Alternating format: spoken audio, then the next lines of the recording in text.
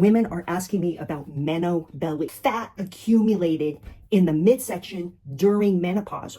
You're doing the workouts that you've always done that work, and you're eating the way that you know that you can get results. Estrogen and progesterone, they tend to drop off during menopause. Cortisol and insulin, they tend to go up. We don't like that.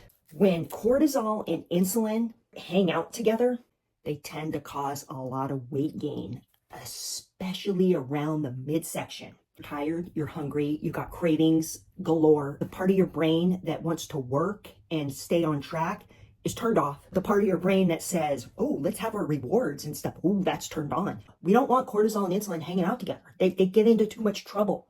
You know, they make problems for us. How do we control cortisol and insulin? We got calories and we got stress. Calories, we got to tighten it up. Got to tighten up our carbs. We got to tighten up the processed food and the junk. Your body's going to be a little more sensitive to that now. What do we mean by stress? The stress we can really control is like workouts. I don't want you going and doing a 1 hour intense workout in the gym. Too much stress on the body. We don't want that. You can still lift weights. You can still do some conditioning. You can do exercise snacks. I just want it in control. Instead of that really stressful exercise, I want you to move more towards walking, yoga, hiking, just taking a walk in nature. And by the way, walking on the treadmill, I'm not a big fan of. Walking in nature is going to do way more for you, especially during menopause. Green with the trees or along the river or somewhere in nature. I want you not to feel guilty for getting in a nap. Naps can work wonders during menopause. Going to bed a little earlier or staying in bed a little longer in the mornings. A little more rest. Massages, a spa day, things that relax you. That's how we're going to control the stress part. That's how we're going to get the cortisol down. That's what it takes.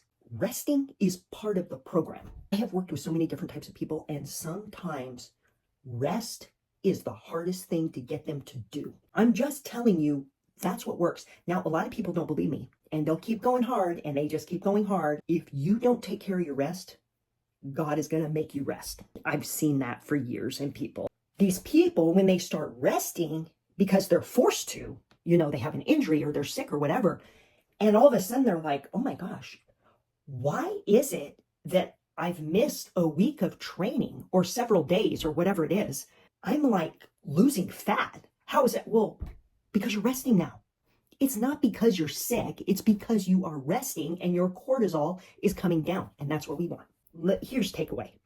If you are about to go through menopause or you are going through menopause, what you need to do is watch what you're eating. Okay. Now, I'm not talking about once a week you're going out to eat. I'm talking about the majority of the time, 90% of the time. What are you eating? And I want you to be careful the types of carbs you're eating. Fruit is not going to mess you up. Okay, I want you to think of it like this. If God made it, you can eat it. If man made it, think twice. Okay? And if you have questions, please, you can contact me. You are welcome to contact me and ask me, hey, Ken, is this a good carb to eat? Is this a good carb? I mean, what? You can say, Kel, is oatmeal a good carb to eat? And I'm probably going to say, is it regular oatmeal? Or is it the one full of sugar with all the flavors and stuff? Because if it's the regular one, then I'm all for it. Those processed sugars are what's going to throw off your insulin and put fat on your midsection. Okay, make it a great day.